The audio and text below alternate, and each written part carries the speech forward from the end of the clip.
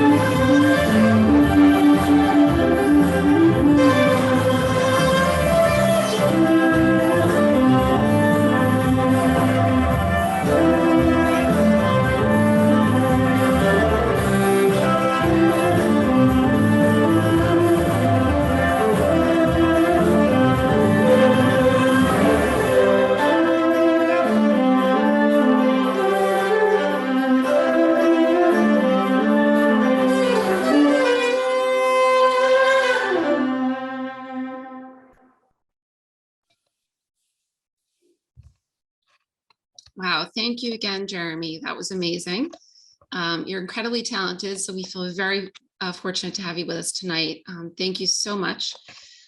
I had really hoped that we would be able to celebrate in person this year, but much of the past 2 years hasn't gone as planned. Despite the challenges and detours we all faced during the pandemic, the commitment to serving vulnerable children and families in our community is stronger than ever. And you taking time out of your busy schedules to join us this evening is proof of that, so thank you. I want to especially thank our board of directors, the presenting sponsor of this year's event, for hosting and sponsoring this evening, and for their loyal support of the work we do. And a thank you to our generous champion sponsor, East Cambridge Savings Bank, and advocate sponsor, Justice Resource Institute. We are also so pleased to have leadership from the Department of Mental Health joining us this evening. They are our partner in serving the juvenile court. And we also have a few of our juvenile court judges with us tonight, which is wonderful. So tonight, we have a goal of raising $50,000 at Heal, Grow, and Thrive. It's an ambitious goal, but we embrace the challenge. Thank you to everyone who has already donated.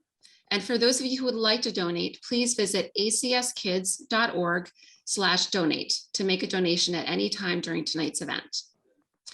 At the end of the night, we will let you know how close we are to our goal. Finally, I want to thank and acknowledge our incredibly talented and dedicated staff who do such important and challenging work every day. They are the humble heroes of ACS. And a very heartfelt thank you goes to Robin Eastwood, our Director of Development, and Ruby Smith, our wonderful development intern. They worked extraordinarily hard to make this event happen. Many of you registered and took advantage of the opportunity to have a tasty treat and a small gift delivered to your home. I hope you are enjoying your delicious cookies from Delectable Desires, that's a mouthful, which is a local woman and Black-owned business, and an ACS Fidget pop-up toy. And this is through the 1x1 grant program. The company For Imprint donated these items to ACS. So if you don't already know, Pop-It fidgets are all the rage and kids find them helpful to use when under stress or when they're feeling fidgety. So feel free to re-gift yours to a young person who will put it to good use.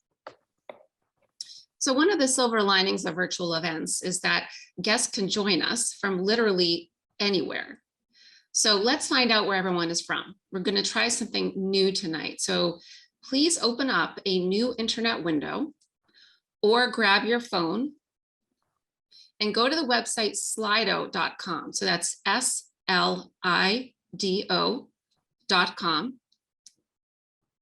And at the top of the slido.com webpage, there is a box that reads, enter code here.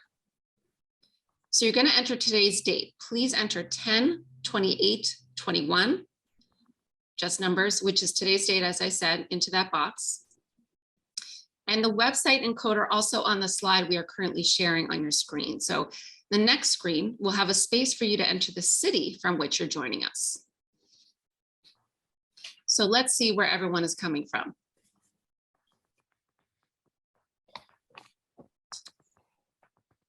Actually, oh, Brookline, okay, Boston, Fall River, nice. Chelmsford, Jamaica Plain. I'm trying to see the rest of my screen here, but there we are. Waltham, that's my town. This is fabulous. Well, yeah, that's amazing. Seekonk, okay, wonderful. From wherever you are joining us, we thank you. Tonight, we will learn how we can better support kids through and beyond the COVID-19 pandemic. We are thrilled to have nationally renowned pediatrician and epidemiologist, Dr. Renee Boynton-Jarrett, join us as she presents on Transformational Resilience, promoting youth wellness during and beyond the pandemic, a topic relevant to all of us. And we look forward to honoring Dr. Gary Dube later in the program, who's dedicated his career to helping vulnerable children and families throughout the Commonwealth. ACS staff are helping out behind the scenes tonight, so if you have a comment or question, please type it in the chat field and we will respond as quickly as we can. For those who attended our event last year, this next video will look familiar. And for those who are new to ACS, we hope this video will help you understand a little more about what we do.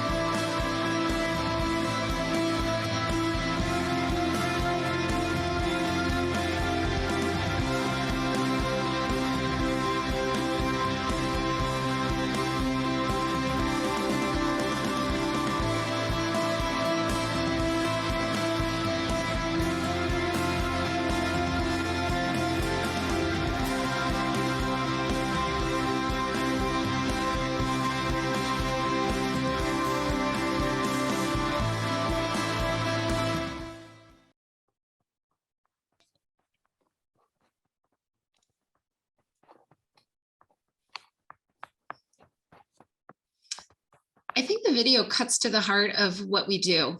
Being fluent in the language of children means we can help kids interpret their own behavior, empowering them to begin to heal from a wide range of adverse childhood experiences. This is also why we are so fortunate to have Dr. Boynton-Jarrett with us this evening as our keynote speaker, because she is an expert on childhood adversities. Dr. Boynton-Jarrett, a pediatrician and social epidemiologist, is an associate professor at Boston Medical Center and Boston University School of Medicine. She's also the founding director of Vital Village Networks. Vital Village uses a trauma-informed lens to improve community capacity to promote child well-being in Boston and support coalitions nationally through the Now Forum. She is nationally recognized for her work on the intersection of community violence, intimate partner violence, and child abuse and neglect, as well as neighborhood characteristics that influence these patterns. Through dedicated community partnerships, her current work is developing community-based strategies to promote child well-being and prevent childhood adversities. Dr. Boynton-Jarrett will be able to take a couple of questions after her remarks. If you have a question for her, please submit it in the Q&A box at the bottom of your screen. And it is now my sincere pleasure to introduce Dr. Renee Boynton-Jarrett.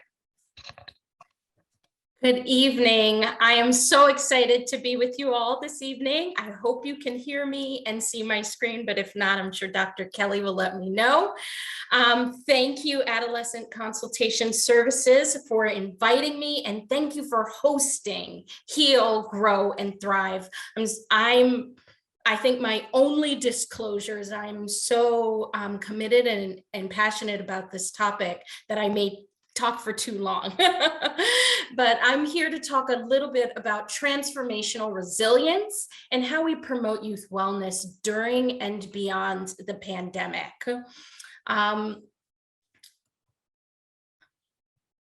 I'll talk a little bit about some of the root causes of childhood adversity, including structural racism and the broader context that child adversities arise from, as well as healing, resilience, and anti-racist strategies that we can all use to help all children flourish, and how we can reimagine community partnerships that promote racial equity. So I know we've all seen in the news that the major academies, the Academy of Pediatrics, the American Academy of Child and Adolescent Psychiatry, and the Children's Hospital Association have all declared a national emergency in child and adolescent mental health. They have also declared that the roots of this national adversity were laid way before the COVID-19 pandemic began. And that is why I'm so happy that ACS has set an ambitious goal for this year. And I'm happy you all are here to support that goal, because the time is critical and it is important that we rise to meet this moment. And we embrace a different way of thinking about where this national emergency arose from. As you all know, while Black and Hispanic youth are a smaller percentage of the US population, they form a disproportionate number of arrests among youth under 18 years of age. We know that these early arrests have a long-term consequence for employment and unemployment in the future, as well as health and well-being. So there is a penalty for early incarceration. And we are all here thinking about what are the most productive strategies to support the promise of every child and young person. We also know that we live in a country where it is a tale of two Americas. When we look at children who are born in the same neighborhoods, attend the same schools, have the same two-parent households, and have parents who earned the same income when they were children. By the age of 35, you can see in the red graphic on the left-hand side, Black men earn less, are more likely to earn less than their parents by the age of 35 than white men who comparatively grew up under the same social circumstances. The only difference accounting for is race ethnicity. So we really have to begin to understand what are some of the pathways that are leading to this very different experience of life. Now, this data by Raj Chetty was in the New York Times. And one of the things they found in this study, they took a look at some of the counties in the United States where this was not the case. And what they found was there was more men of color within the community, adult men of color, not necessarily men within the families of these children, but men of color within the community. And there were greater degrees of embracing racial tolerance within those communities. So we have to begin to think about ways in which we can build the fabric of our society to change these odds. And we have to think about these root causes. Now, I will share a scenario from Rochester, New York, Friday, January 29th, 2021, at the top of this new year. 911 was called to the home of a 9-year-old child who was experiencing a mental health crisis. The child was exhibiting suicidal ideation. Mom called and requested mental health support. Several police cruisers arrive at the home. The child is afraid, flees into the snow without a jacket, without shoes on, falls into the snow, and is handcuffed and seated in the back of a cruiser. The child requests her caregiver to come to her side. The child requests a coat and a blanket and shoes. The police ask the child to place her feet into the cruiser. The child requests her caregiver. This is a child who's experiencing a mental health crisis. The police ridicule the child and tell her to not act like a child. And she has to remind them she's only 9 years old. They threaten to pepper spray her, and they ultimately do. The child is handcuffed, pepper sprayed, pushed into the cruiser, and taken into the police department without a caregiver. So I just want us to take a moment to think about the impact in the life of this child. How safe will this child feel with law enforcement? How cared for does this family feel around their request for mental health support? What is the impact for the community and other children, parents, and caregivers, including us in the room, for knowing this could be the outcome for a 9-year-old who is experiencing a mental health crisis? We absolutely have to stop what we're doing and think about what are the services our society can provide that honor the dignity of every child. And why a lot of us are here today, trying to repair and support. I love the mission of ACS to support and empower court-involved youth and families, why we're here to support and empower, and what it means to truly appreciate the humanity and the dignity of every child and every family. It means we have to radically redesign the way our systems and services are structured. So the child was criminalized and treated as an adult, although they were 9 years old. And we know that actually children of color are more likely to be assumed to be older than their age. They're adultified, they are thought to be more mature, and their behavior is seen as more intentional and more criminal. This leads also is associated with racist policies around surveilling and reporting of data, or the lack of reporting of data. Indirect and direct contact with law enforcement, whether you witness it on a screen, you hear about it, or it involves your direct family, is having long-term mental and physical health repercussions for children, anxiety, depression, and a range of somatic health symptoms. It impacts parent-child relationships, distrust for law enforcement, changes around socialization. It can create post-traumatic stress disorder, and we can see decline in GPA and lapse in attendance. All of these factors work against what we are trying to accomplish, which is supporting the promise of every child. In New York City, 98% of children who are handcuffed during a mental health crisis are Black and Latino. Although they make up a smaller proportion of the students enrolled, they are more likely to be restrained via handcuffs. And the lifetime risk of being killed by a police officer is 1 in 1,000 for Black boys and men. The lifetime risk of dying of the measles is 1 in 1,000, and our public health response to the measles is strong and significant.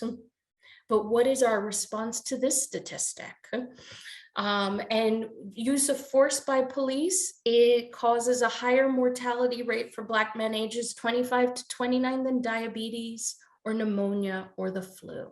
So this is a significant crisis that we must address.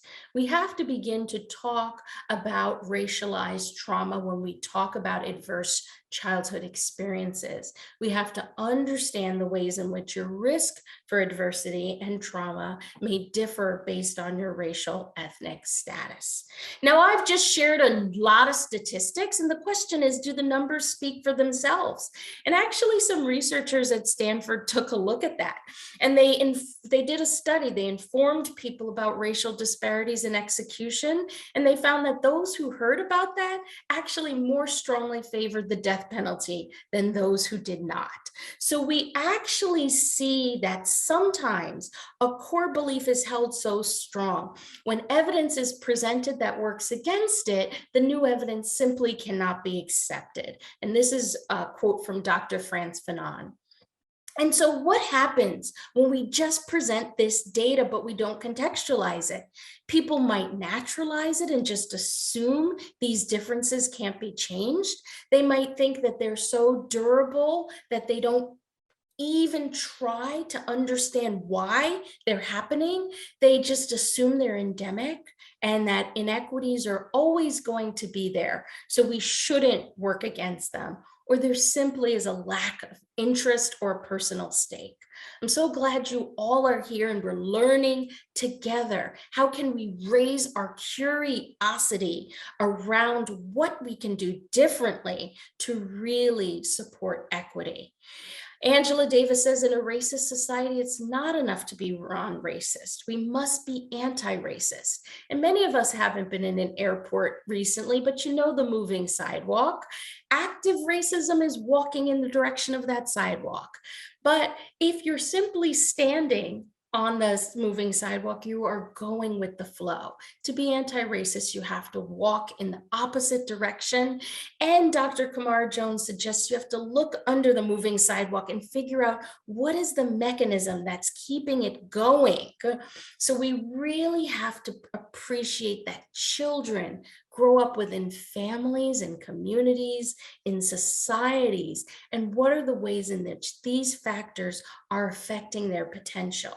Similarly, we have to understand we just can't address racism in the criminal justice system or our healthcare system because it's reinforced by other aspects: housing segregation, school segregation, and labor markets. So we have to work on all of these systems at the same time.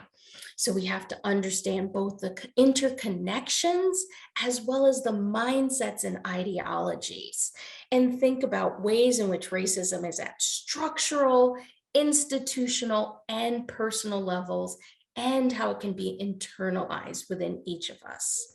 So when we think about the juvenile justice system, what ways in which do we see discrimination in discipline, policies, the racial climate? How does that influence biases, relationships between youth, law enforcement and judicial systems, and ultimately trust and safety? So where do we find solutions? So structural integrity is a process of thinking about what are the root causes, what operationalizes racism, and how is it ultimately perpetuated, so we can truly transform systems, so we can truly transform opportunities for children. And as Dr. Kelly mentioned, I have studied and contributed my career to understanding early adversities in the earliest moments in life. And one thing I have realized in that study is that it is simply not enough for us to look at adversities across the spectrum. They are extremely common, but anyone in our society who is socially marginalized because of their gender, their sexuality, their race, ethnicity, immigration status, or language is at a higher risk of experiencing adversities.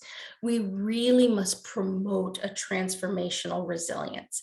Many of you may have heard the story on the news recently about Dads on Duty, a group of fathers who in Tennessee started to show up at their children's school after several days with numerous fights and expulsions where the police were called numerous times. Since Dads on Duty started showing up, the fights stopped.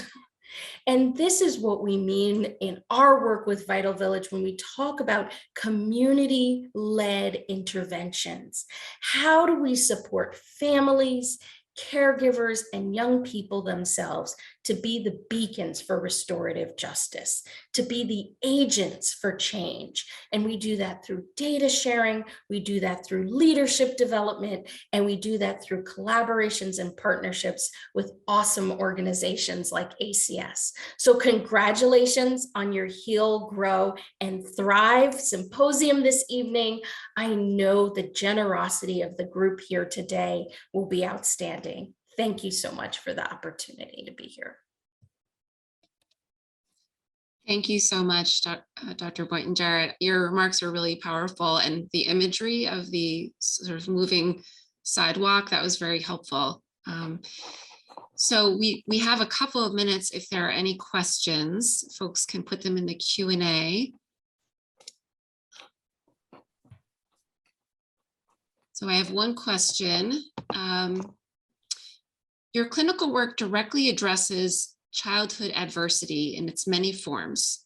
And as clinicians, we see this in our daily work. However, we also see extraordinary resilience. What have your experiences brought to light in terms of the factors underlying resilience? Thank you so much for that incredible question. So, we have a lot of mythology about resilience in our society. A lot of times when we think about resilience, we think about it as an individual characteristic, but actually everything we know from research and what I know from clinical practice and from work in community is that actually the way in which resilience is built, developed, and transformed for children is in relationship. So how we support resilience of young people is making sure every caregiver in that child's life really understands how trauma can impact behavior, emotions, learning, and development, so that just as the video that was shown at the beginning of this program said, we see behavior as a language, not as a problem, a symptom of a deeper problem.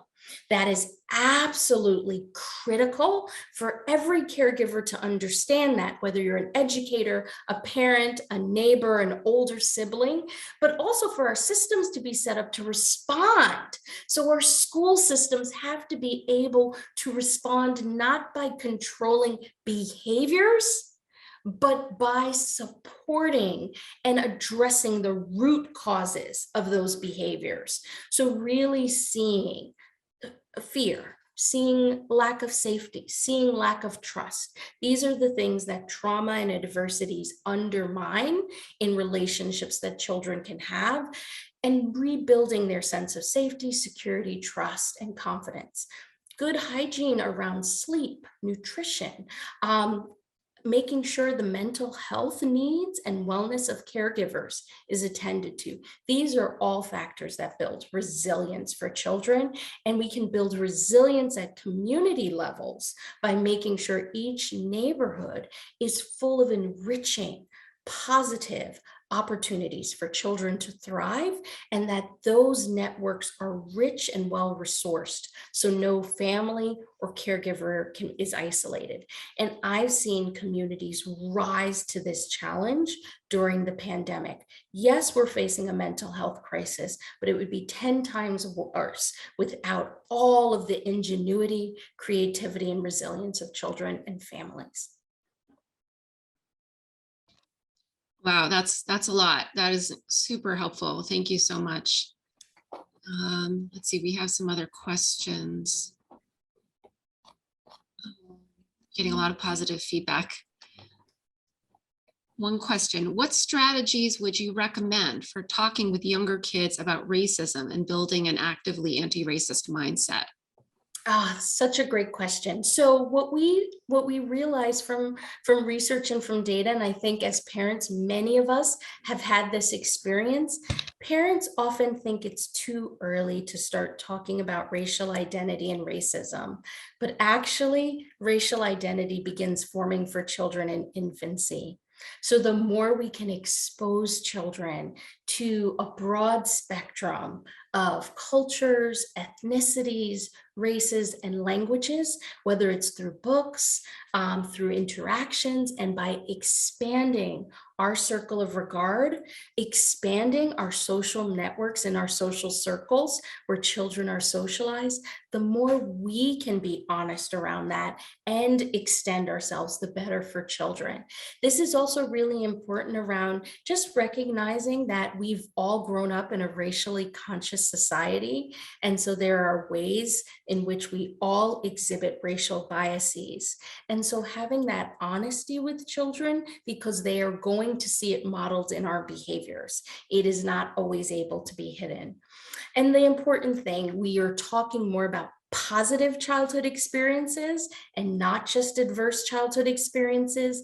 Positive racial identity formation is this hugely protective, positive childhood experience. And it's important for us to understand the role we can play in not just telling stories around racial oppression, but also talking about racial uplift, resilience, and strength.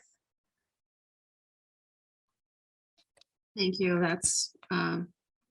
That's really helpful and I think really powerful. We actually are probably out of time for questions. So thank you so much, Dr. Boynton-Jarrett. It was incredibly informative. Thank you for having me, and yes. Have a wonderful Heal, Grow, and Thrive Summit. Thank you all so much. Thank you so much. Okay. Shifting gears. The Rebecca Pries Indispensable Friend Award, named for ACS's founding executive director, was established in honor and recognition of Rebecca's legacy of leadership, vision, and dedicated service to vulnerable children and families. This award is presented each year to an individual who shares these distinct characteristics and embodies the mission of ACS. It is our great honor and pleasure to present this award to Dr. Gary Dube this year. Dr. Dube is a clinical and forensic psychologist who has provided court clinic services for almost 40 years in both the adult and juvenile court clinic settings. For nearly 30 years, he has been with the program directors of JRI's Juvenile Court Clinic program, serving Bristol, Plymouth, and Barnstable counties. We are so grateful to have JRI as a sponsor of our event tonight, and many of Dr. Dube's colleagues are with us as well. Since its inception in 2005, Dr. Dube has served as co-chair of the Massachusetts Alliance of Juvenile Court Clinics, otherwise known as MAGIC, educating state legislators about juvenile court clinic functions and needs. His primary professional goal has been to facilitate the juvenile court's efforts to provide more therapeutic outcomes for court-involved youth while still maintaining public safety. In the 5 years I have known Gary, he has been a passionate, articulate, and fearless advocate dedicated to serving young people and to working to preserve and enhance the juvenile court clinic system statewide. Anyone who knows Gary knows that he is unfamiliar with the term off the clock. In addition to his day jobs, Gary also volunteered to be the keeper of the statewide adverse childhood experiences data, the ACEs data. This is critical and massive data from which we as the juvenile court clinics continue to learn so much, including the fact that kids who are involved in the juvenile justice system have on average at least 4 times the number of adverse childhood experiences than the average child. And Gary's knowledge of statistics made him the true expert on our statewide data. It also meant that he could help clean up the data so that it was clear and could be trusted. Gary is widely respected and admired for his compassion for kids and families. his clinical and forensic expertise, his tireless work ethic, and his extraordinary generosity, all of which have made the juvenile court clinic system far better for having him in it. I am now going to ask for your participation. Many of our guests tonight have worked with Gary or know him well. So we want you to tell us in 1 or 2 words how you would describe Gary. So please go back to the website, slido.com. There should be a new question on the website. If not, don't worry, just hit refresh or go to slido.com and enter the code, again, today's date, 10/28/21, again, into the box on the top of the screen. And please go ahead and enter a few words that describe Dr. Gary Dube.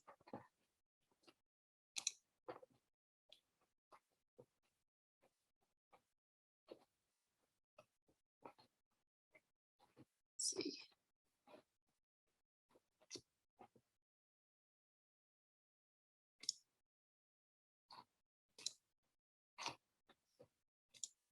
Yes, agreed.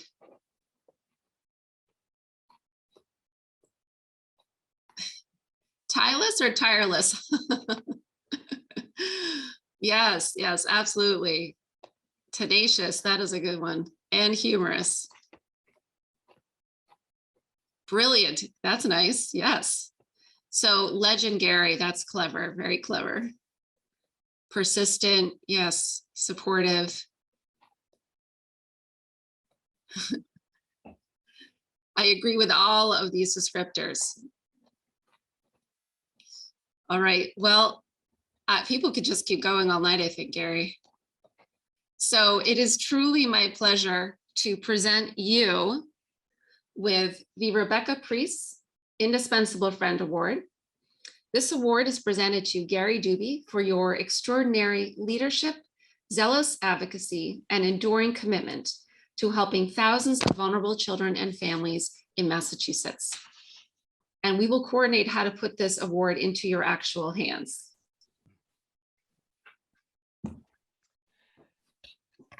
Thank you so much, and good evening, everyone. Thank you, Leah, for that wonderful introduction. Let me say you're fearless, asking people to describe me in a word or two. I appreciate everyone's comments and restraint. I'd like to start by saying just how proud and humbled I am to be receiving this award from Adolescent Consultation Services. I'm especially proud to receive an award that has the name Rebecca Pries attached to it. I've had the privilege of working with Rebecca for many years, and she's someone I've always respected, admired, and aspired to emulate. I'm also very gratified to be receiving an award that was previously bestowed on the Honorable Jay Blitzman. I'm aware that recipients of this award have been absolute luminaries in their field, but the one that I know the best is Judge Blitzman. The impact he has had on juvenile courts, court clinics, and the kids and families that we serve has been profound, not just in Middlesex County, but statewide. So that's very gratifying. And most importantly, I am so grateful to Adolescent Consultation Services for thinking that I'm worthy of this award. ACS, as you heard, is an organization that's dedicated to serving court-involved children and families. That's an enterprise I've dedicated the better part of my career to. In addition to providing outstanding court clinic services in Middlesex County, ACS was a founding force in the creation and the maintenance of the Massachusetts Alliance of Juvenile Court Clinics, or MAGIC, as Dr. Kelly described to you. That's an alliance for which I've had the good fortune to serve as co-chair, along with the truly indispensable Rebecca Pries. With the support of the Department of Mental Health, the trial court, and all of the juvenile court clinic vendors, who many of whom are represented here, MAGIC has successfully lobbied the state legislature to increase funding for juvenile court clinics when we've been in crisis, and to maintain reasonable funding over the years. And that's in large part due to ACS's role in the beginning of MAGIC. All of our juvenile court clinic vendors play an important role in Magic's success, including my agency, as you've heard, Justice Resource Institute, which has been a staunch supporter of Magic from the beginning and throughout its history with generous donations and by permitting me to spend some time working as co-chair. As you've heard, JRI is one of the sponsors tonight, so I'd be remiss in not giving my own agency a shout out. Thank you, JRI. But ACS has really played a unique role in the creation and maintenance of Magic. In addition to Magic Start in 2005, ACS has applied for, obtained, and managed grants from places like the Shores Foundation that have provided a significant portion of Magic's income over the years and allowed us to continue our operations. ACS has also lent its staff's talents to producing Magic's literature, which is developed by all of the juvenile court clinic vendors, but has been skillfully produced by ACS and, of course, the inimitable Rebecca Pries. These are items like our one-pager, our vulnerability sheets, our ACEs data, our generic case examples, et cetera. And this is literature which we present to legislators, which describes our population, the challenges they face, and the funding and legislative support we need. Just this afternoon, Rebecca Ed Brennan, Magic's legislative liaison, and I presented this data along with some descriptions to DMH Commissioner Brooke Doyle, who graciously, the commissioner meets with us every year, and other DMH leaders, some of whom I think are with us tonight, for their approval, because we seek additional funding. We seek it through DMH's forensic line. For these reasons, I am in ACS's eternal debt, and this award is yet another reason for my indebtedness. We all share a passion for this work, that is serving children and families who find themselves before the juvenile courts. Effectively serving this population can be very challenging, but it's an enterprise it's just so important, not just to their future, but I think to our society's future. My journey to this work has been somewhat of a circuitous route. A little bit about myself. I grew up in Fall River, Massachusetts. I spent some time in my formative years in and around housing projects in Fall River. And then when my family moved right across the street to a place affectionately known as Spinelli's Project, right across the Brightman Street Bridge, which is essentially an extension of Fall River's North End. I had a lot of great friends. Many of my friends never graduated from high school. Some of them spent some time incarcerated.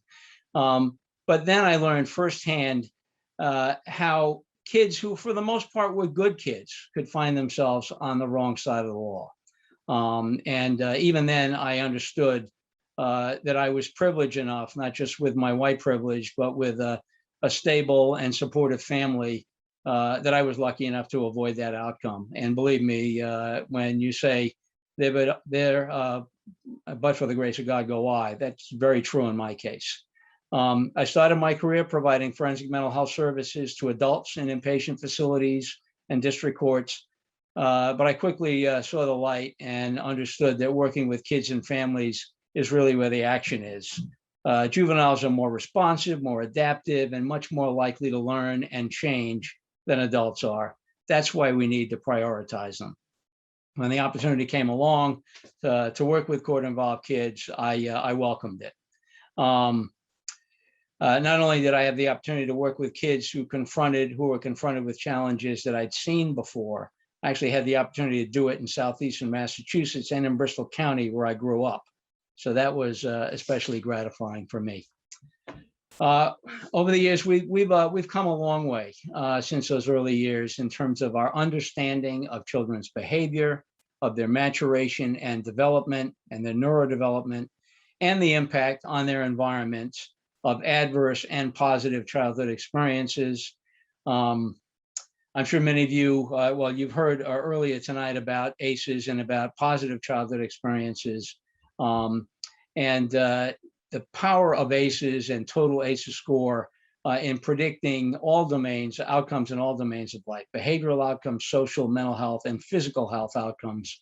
Total ACEs score is the most profound and robust predictor of lifespan outcomes that we've seen in a half a century.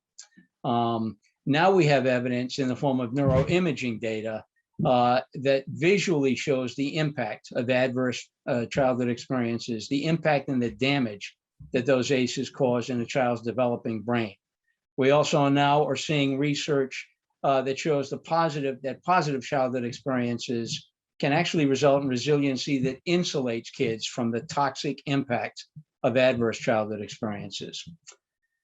Some 40 years ago, when I worked at Bridgewater State Hospital, the clinical staff had a saying, and that was, if a child has just one adult for whom that child is special, that child has a chance to have a positive and productive life ahead of them.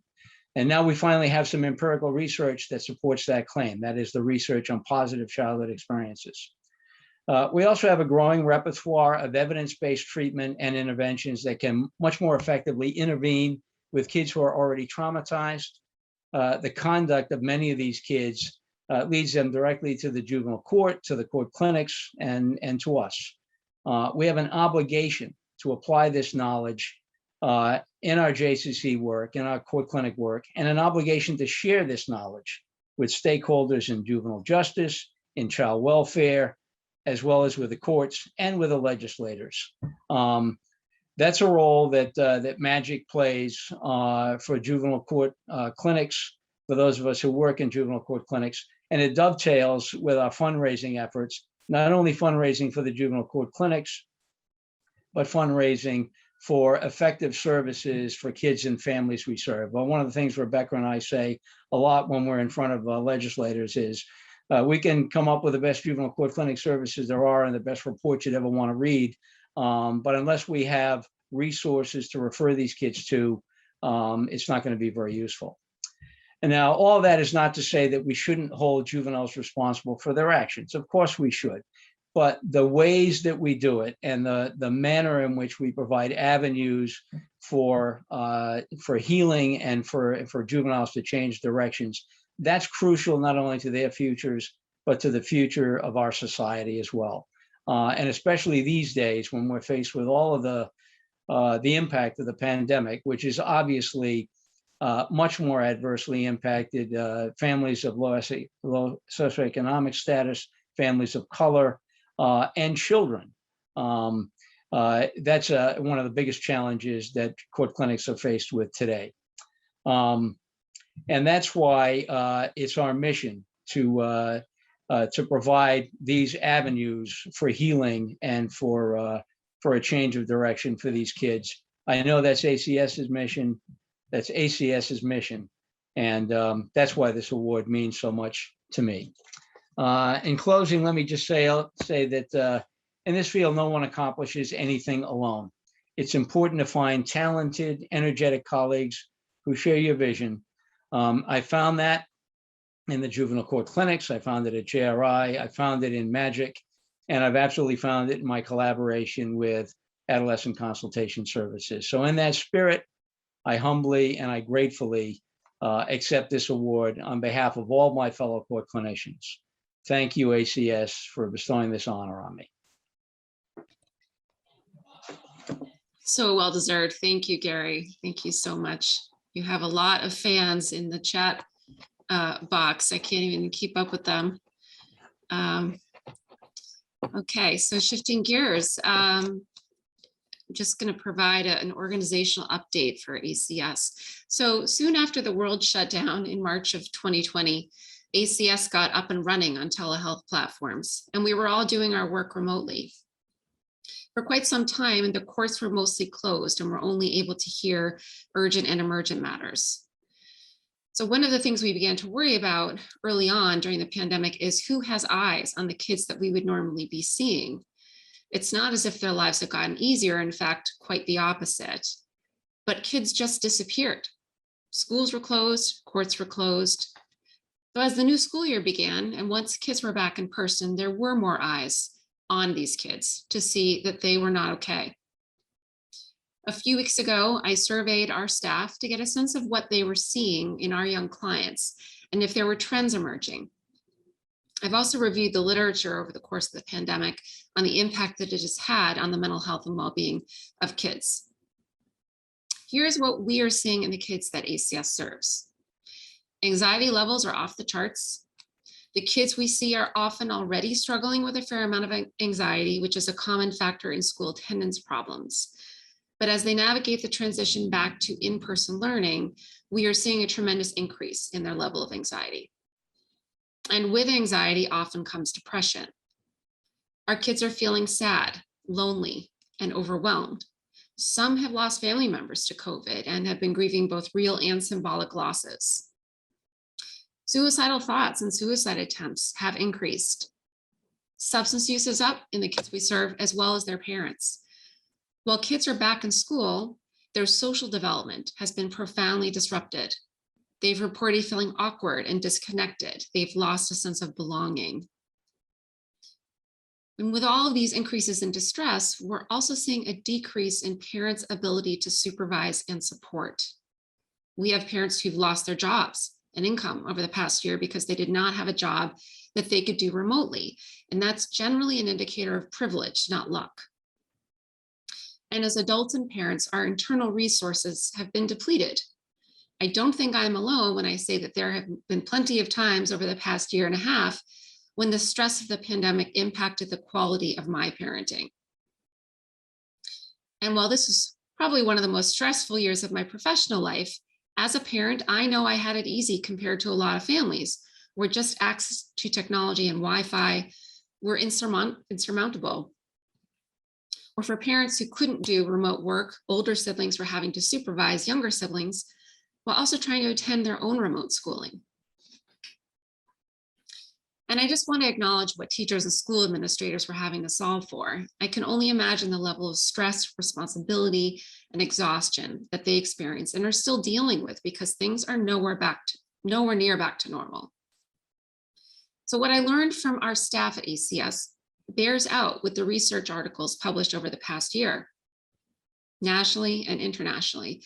The kids are not okay and the parents are not okay. Among adolescents ages 13 to 18, mental health insurance claims more than doubled during 2020 as compared with the previous year. Most folks know that wait lists for all levels of mental health care have exploded. And as Dr. Boynton-Jarrett remarked, just this month, the American Academy of Pediatrics issued an urgent warning declaring that mental health crisis among children is so dire that it has become a national emergency. Some other data points that stood out to me. According to a meta-analysis study conducted by Harvard School of Public Health and Alberta Children's Hospital Research Institute of around 80,000 youth across the world, 1 in 4 adolescents have clinically elevated levels of depression. 1 in 5 have clinically elevated levels of anxiety. So as a reference point, prior to COVID, this figure was about 1 in 10, so it has doubled. But there is good news. We know that kids are resilient, and in many ways, they are more resilient than adults. They have the benefits of neuroplasticity, meaning that their brain's ability to reorganize and recover from injury. And exposure to trauma, including trauma of a pandemic, amounts to a form of injury. The good news is that with adequate support and resources, they can absolutely recover. So admittedly, one has to look rather hard for the silver linings to a pandemic, but there are some important ones to highlight. For instance, in a study conducted at Lurie's Children's Hospital in Chicago, of 100 parents polled, 87% said they're spending more quality time with their children. And 78% said they're showing more affection to their children than before the pandemic. And this reminds me of what Dr. Boynton-Jarrett was talking about in terms of resiliency and relationships. So that's very promising and hopeful. Parents have also reported just being more attuned to the social emotional needs of their kids. The notion that suffering and distress can potentially yield positive change is an ancient one, and it is the basis for many philosophical and spiritual teachings and traditions. Researchers at the University of North Carolina, Charlotte have studied the phenomenon they call post-traumatic growth. But this is not to say that exposure to trauma or extreme distress is ever healthy or good. Quite the contrary. Post-traumatic growth refers to the concept that sometimes surviving an event can be a catalyst for unexpected outcomes. For some folks, including kids, having made it through adversity, like a pandemic, can enhance one's sense of competence and strength. In other words, if I survived that, I could face anything. And I think that's where grief meets growth. One final unexpected outcome of the health crisis is that there is now a long overdue spotlight on the mental health crisis in this country. And I will say, for the first time in my career, I am cautiously optimistic that we are on the cusp of change. I recently presented at a conference with Senator Cindy Friedman, who is a passionate champion of addressing the unmet mental health needs of our kids. And in her remarks, she noted that if a child presented to the emergency department with a broken arm or leg, they would receive appropriate treatment right away. But if a child presents with an urgent mental health condition, that is a completely different story. Wait lists are longer than ever for proper mental health care. This past year, our clinicians have continued to respond to the evolving needs of the kids we serve, and they really are evolving. Here is a brief video to show you what they've accomplished.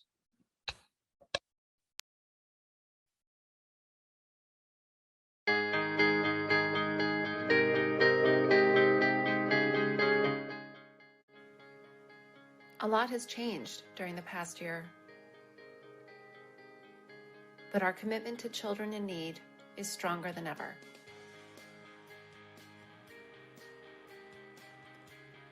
"218 children received critical mental health services.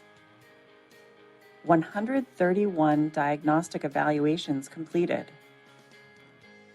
55 children received individual and group treatment. 316 hours of treatment provided by clinicians. 104 families received education and advocacy support.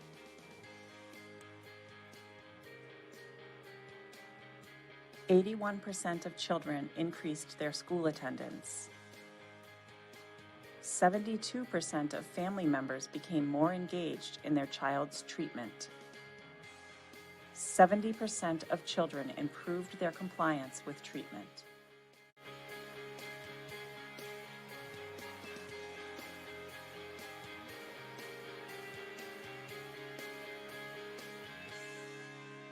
I want to thank you for listening. I feel like you really heard me and understand me, and I haven't felt that from other people. Thank you for this amazingly detailed, thoughtful, and comprehensive evaluation.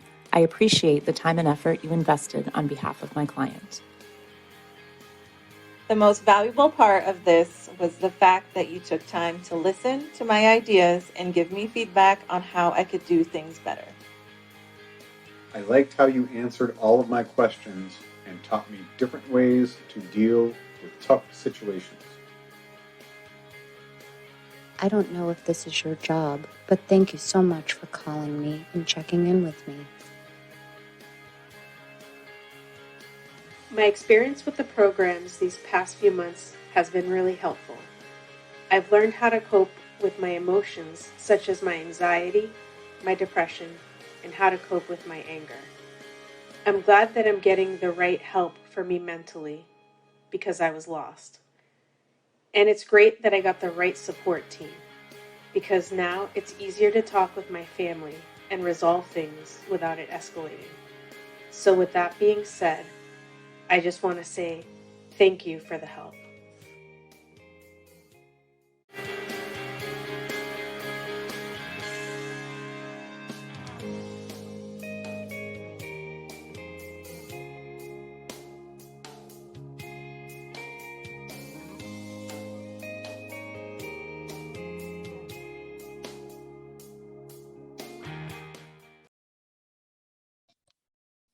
Love that video. It's so great that our staff could be part of it. So we are in the final stretch. Let's check out our fundraising thermometer. The money we raised tonight helps to provide these critical mental health services that we've all been talking so much about. We are at, let's see, about 34,300. Is that right? That's amazing. That's fantastic. Thank you all so much. This will help us continue providing direct mental health care and support to the children and families involved in the juvenile court system in Middlesex County.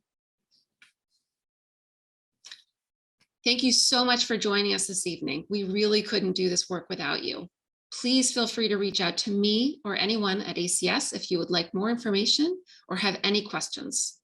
Our contact information is on our website, www.acskids.org. Thank you again, and please stay safe and have a great night.